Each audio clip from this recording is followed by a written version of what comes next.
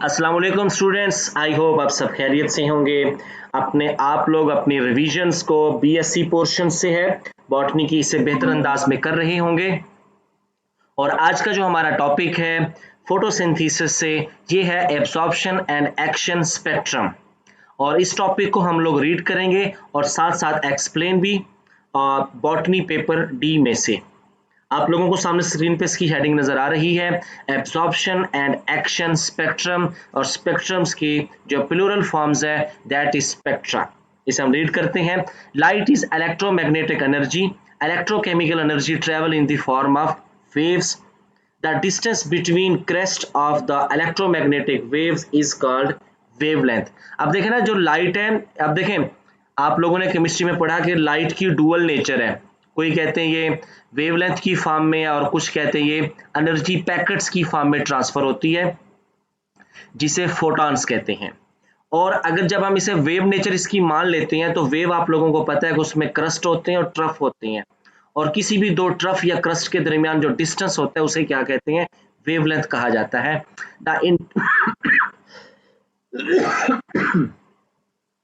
The entire range of radiation is known as electromagnetic spectrum.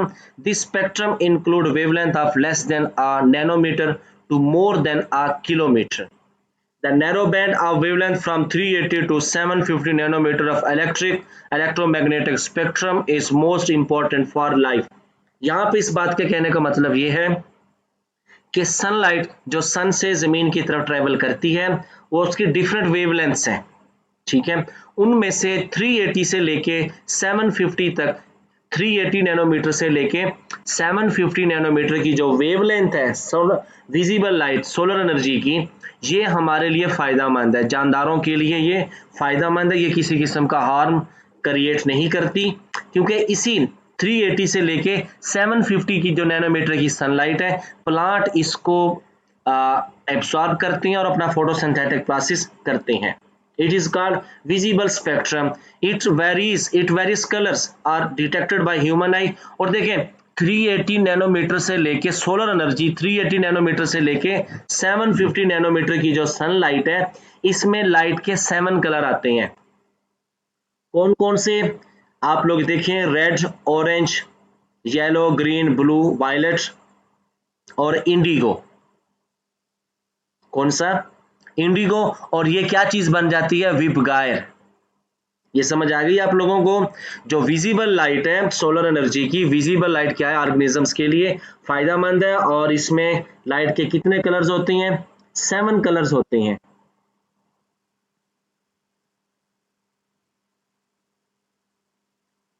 Light travels in the forms of photons. Photons क्या होता है? ये energy packets होते हैं। The energy of photon is related to its wavelength. Shorter the wavelength, greater is the energy. क्या मतलब इस बात का? सर जितनी उसकी वेवलेंथ कम होगी उतनी उसमें एनर्जी जो है वो ज्यादा होगी, उसकी फ्रीक्वेंसी ज्यादा होगी, वेवलेंथ उसमें जो वेवलेंथ। वेव्स होते हैं वो करीब करीब होंगी। जी। The radiation that drive energy are blue and red. अब इनमें से 7 कलर की जो रोशनी है, इनमें जो लाइट ज्यादा फोटोसिंथेसिस में यूज होती है, मैक्सिमम फोटोसिंथेटिक प्रोसेस चलता है, यानी क्लोरोफिल उसको बड़ी खुशी से एब्जॉर्ब करते हैं, इफेक्टिवली एब्जॉर्ब, वो कौन सी लाइट है? ब्लू और रेड। समझ आ गई? क्योंकि ग्रीन लाइट को तो पौधे रिफ्लेक्ट करते हैं और उस रिफ्लेक्शन से हमें पत्ते ग्रीन नजर आते हैं। समझ आ गई? जी सर। अच्छा, एब्जॉर्प्शन और एक्शन स्पेक्ट्रम को ना मैं पहले आप लोगों को सिर्फ एक लाइन में एक्सप्लेन कर दूं, सिर्फ 1 मिनट दें। देखें, सूरज की तरफ से सनलाइट आ रही है पौधों के ऊपर, ठीक है, मुख्तलिफ वेवलेंथ की है, 380 से लेके 750 नैनोमीटर्स की है। और इसमें इसमें कितने 7 कलर की रोशनी है, कितने? 7 कलर्स की, विपगायर बनता है। एब्जॉर्प्शन स्पेक्ट्रम हमें ये बताएगा कि भाई पौधों के सेल में कौन से फोटोसिंथेटिक पिगमेंट ने कितनी वेवलेंथ की सनलाइट एब्जॉर्ब की है। समझ आई ये बात? एब्जॉर्प्शन स्पेक्ट्रम हमें जी, क्या बताएगा, ये बताएगा, ये ग्राफ है, एक प्लॉट, एक ग्राफ है जो हमें ये बताता है कि भी कौन से फोटोसिंथेटिक पिगमेंट ने कितनी वेवलेंथ वाली सनलाइट एब्जॉर्ब की है। ये हमें कौन ठीक है। बताएगा, एब्जॉर्प्शन स्पेक्ट्रम। दूसरा होता है एक्शन स्पेक्ट्रम। अब एक्शन का मतलब होता है वर्क, फंक्शन, काम। एक्शन स्पेक्ट्रम ये बताता है कि भाई कौन से फोटोसिंथेटिक पिगमेंट ने कितनी फोटोसिंथेसिस की है। मतलब एब्ज़ॉर्ब करके कितना काम किया है। हाँ जी। ठीक है। समझ आ गई ये बात। एब्जॉर्प्शन स्पेक्ट्रम बताएगा भाई कौन सी वेवलेंथ एब्जॉर्ब की है, कितनी वेवलेंथ की लाइट, और एक्शन में उसका वर्क बताया जाएगा। Absorption spectra, a plot showing absorption of light of different wavelength by a pigment is called absorption spectrum. A solution of a pigment is placed in a spectrometer. It gives the wavelength absorbed by pigment. The light absorbed by pigment is plotted against wavelength. It gives absorption spectrum. ये इस तरीके से हमें पता चलता है। Both chlorophyll A and B show maximum absorption in blue violet and orange red। देखें blue से लेके रेड तक की जो लाइट है ये मैक्सिमम एब्जॉर्ब होती है। समझ आ गई। ब्लू से लेके रेड तक, दरमियान में कौन है, वायलेट भी है, ऑरेंज कलर भी आता है। ये लाइट स्पेक्ट्रम क्या करता है, अच्छे से एब्जॉर्ब करता है। जब ज्यादा एब्जॉर्ब करेगा तो फिर फोटोसिंथेसिस भी ये सही से होगी।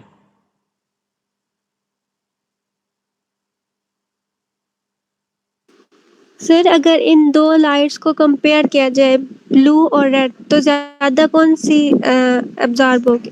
ब्लू, फिर ब्लू करती है मैक्सिमम वर्क। अगर इन दोनों का कंपैरिजन किया जाए ना, फिर हमारे पास कौन सी आती है, ब्लू आती है।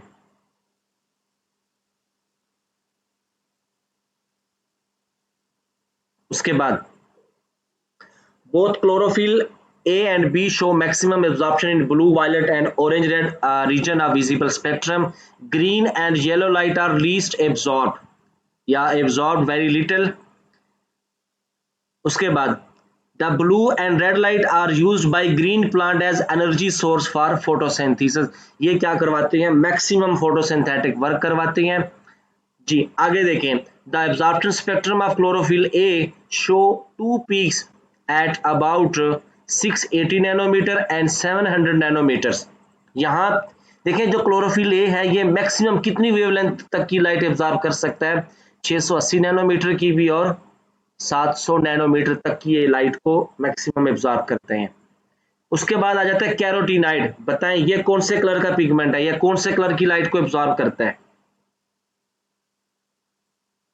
सर ऑरेंज या येलो?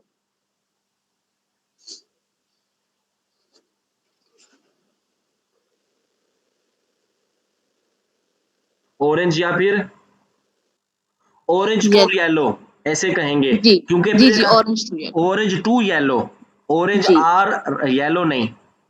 ठीक है, जी, ऑरेंज टू क्योंकि येलो। क्योंकि जो जेंथोफिल है ना वो येलो के लिए आ जाता है स्पेसिफिक। ओके, जी ठीक है।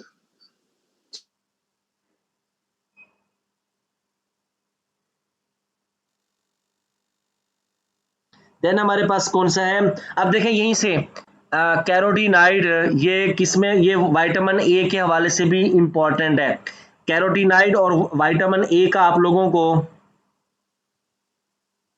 बताएं, इनका आप लोगों को रिलेशन पता है, कैरोटीनाइड और विटामिन ए का, सोचें।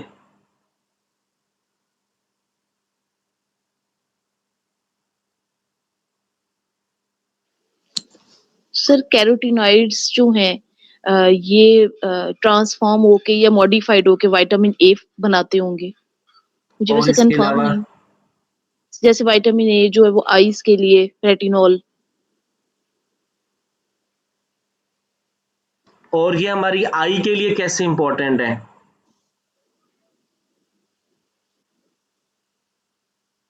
सर स्ट्रेंथनिंग या आई का जो विजन है, साइटेडनेस या स्ट्रेंथनिंग के लिए। यस सर, ये भी एब्जॉर्ब करते होंगे लाइट को। बिल्कुल। और इसके अलावा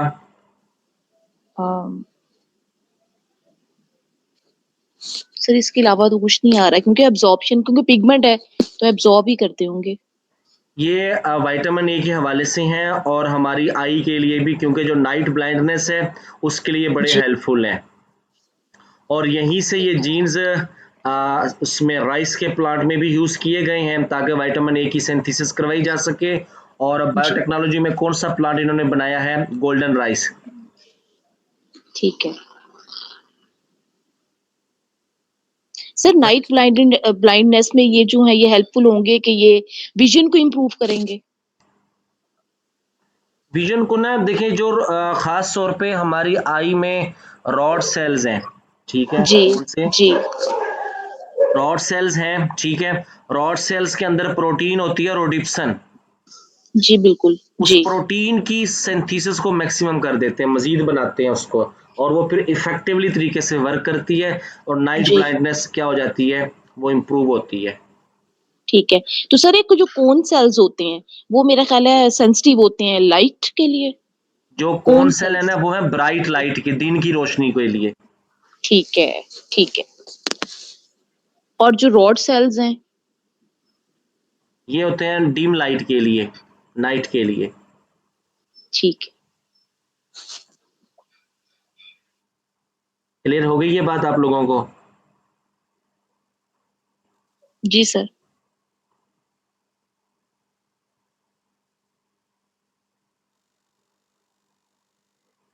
उसके बाद ज़ेंथोफिले शो पीक्स एट 440 एंड 490। ये इस नैनोमीटर की लाइट को ये ऑब्जॉर्व करती हैं। जो उसके बाद हमारे पास कैरोटीनाइड है वो 449 एंड 490 तक जाती हैं। उसके बाद जो ब्लू एंड रेड है वो हमारे पास कहाँ जाती हैं? 680 और 700 नैनोमीटर, क्योंकि ये दोनों क्या करते हैं? फोटोसिंथेसिस मैक्सिमम करवाते हैं।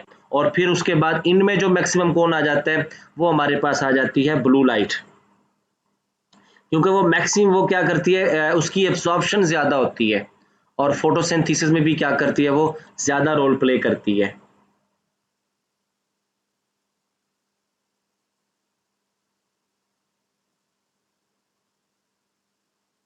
उसके बाद नीचे हम चलेंगे, एक्शन स्पेक्ट्रम। जी जी, आप लोग रीड करें सामने स्क्रीन पे जो इसकी 4 लाइंस आप लोगों को नज़र आ रही हैं।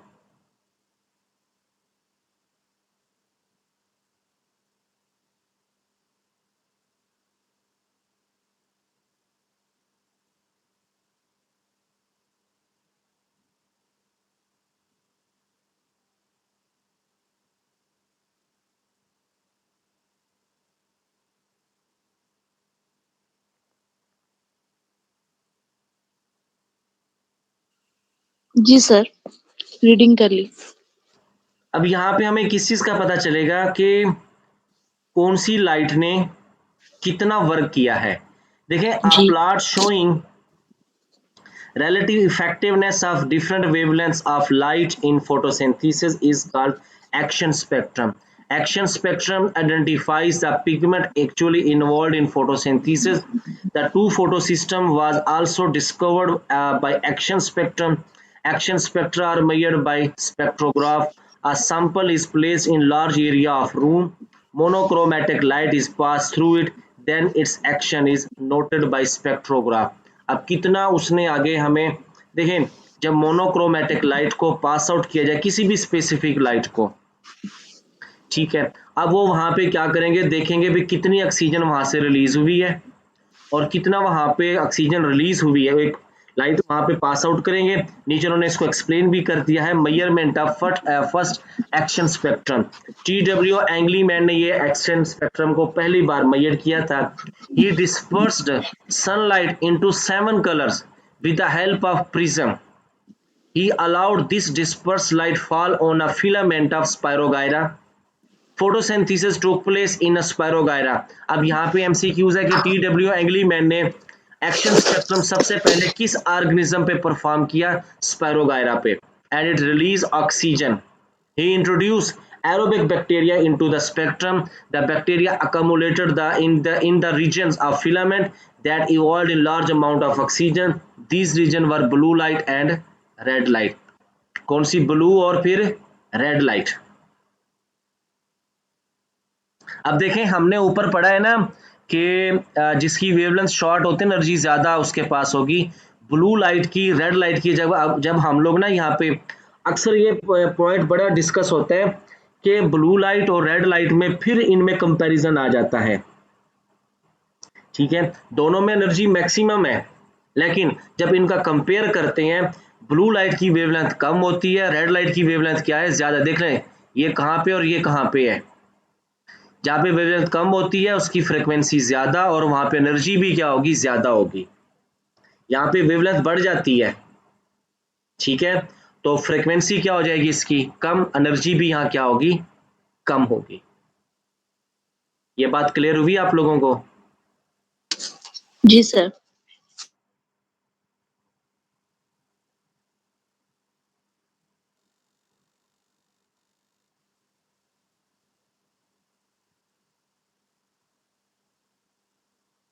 अच्छा, एक और चीज आगे, एक और चीज आ जाती है, एक्सेसरी पिगमेंट्स। वो क्या होते हैं?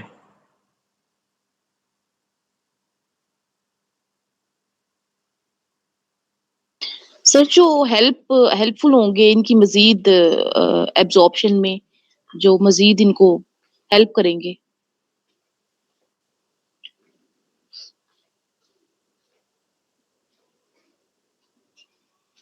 Additional pigments.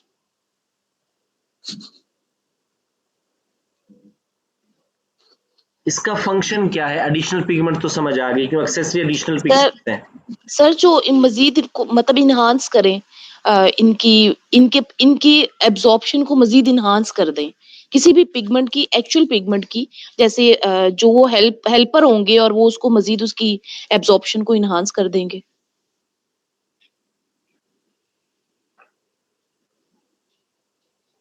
देखें क्लोरोफिल जो पिगमेंट्स है ना, क्लोरोफिल्स, ये मेन पिगमेंट्स हैं, समझ आ गई। और जिस वेवलेंथ की लाइट को क्लोरोफिल एब्जॉर्ब नहीं करेगा जी। उसको एक्सेसरी पिगमेंट एब्जॉर्ब करेंगे, वेवलेंथ कम करके इसको देंगे, फिर ये फोटोसिंथेसिस में यूज करेगा। अब दूसरा, अब क्लोरोफिल में फिर मेन पिगमेंट कौन है, वो है क्लोरोफिल ए। बाकी कौन से पिगमेंट हो गए, एक्सेसरी पिगमेंट। देखें जितने भी पिगमेंट्स हैं सब पिगमेंट लाइट को तो एब्जॉर्ब करेंगे, जैसे, जी ठीक है। ठीक है, लेकिन जी फोटोसिंथेसिस कौन करेगा, वो करेगा सिर्फ और सिर्फ क्लोरोफिल ए। ठीक है। तो सर ये जो बाकी हैं, क्लोरोफिल बी है जैसे, और ये ज़ैंथोफिल्स, ये कैरोटीन्स, फिर ये सब एक्सेसरी पिगमेंट्स हैं। जी ये एक्सेसरी हैं, ये लाइट को एब्जॉर्ब करते हैं जो क्लोरोफिल ए नहीं एब्जॉर्ब कर सकता। ओके। तो सर ये उसको लाइट को एब्जॉर्ब करके उसको उसको एक एलिजिबल बना देते हैं कि क्लोरोफिल ए उसको एब्जॉर्ब कर सके। एग्जैक्टली exactly, और फोटोसिंथेसिस कर सके, जी उसकी ठीक है। उसकी हेल्प करेंगे। अब जैसे कुछ इंजाइम की हेल्प कौन करते हैं, कोफैक्टर करते हैं, ऐसे जी यहाँ पे बिल्कुल काम चलेगा। ठीक है। अच्छा यहाँ पे ना एक और एमसीक्यूज मैं आप लोगों को शेयर कर दूं, कई बार आ जाता है पेपर में, जैसे ब्लू लाइट का जिक्र है, ग्रीन का है, येलो का है, ऑरेंज का है, ये चार ऑप्शन में आ गए, कौन ज्यादा फोटोसिंथेसिस करेगा, हम फिर ब्लू को लेके जाएंगे।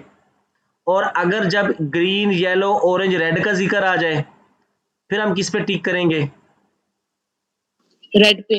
रेड पे करेंगे। आगे चलें जी, कंपैरिजन को भी आप लोग रीड करें।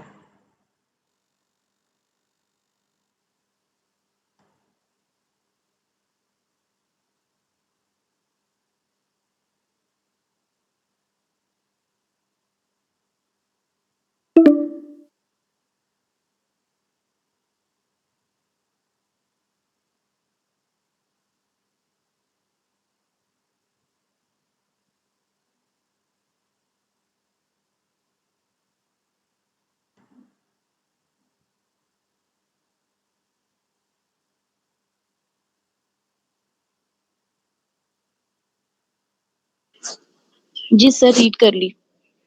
सर वैसे ये मुझे नई बात पता लगी है, मुझे ये पहले नहीं मैंने पढ़ा। किस चीज का?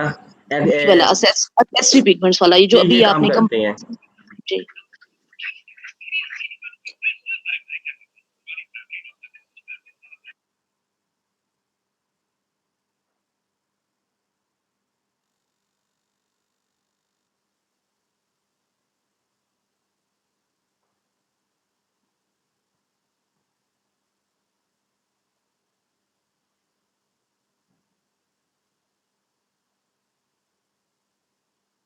और सबसे कम फोटोसिंथेसिस किस लाइट में होगी, बताएं।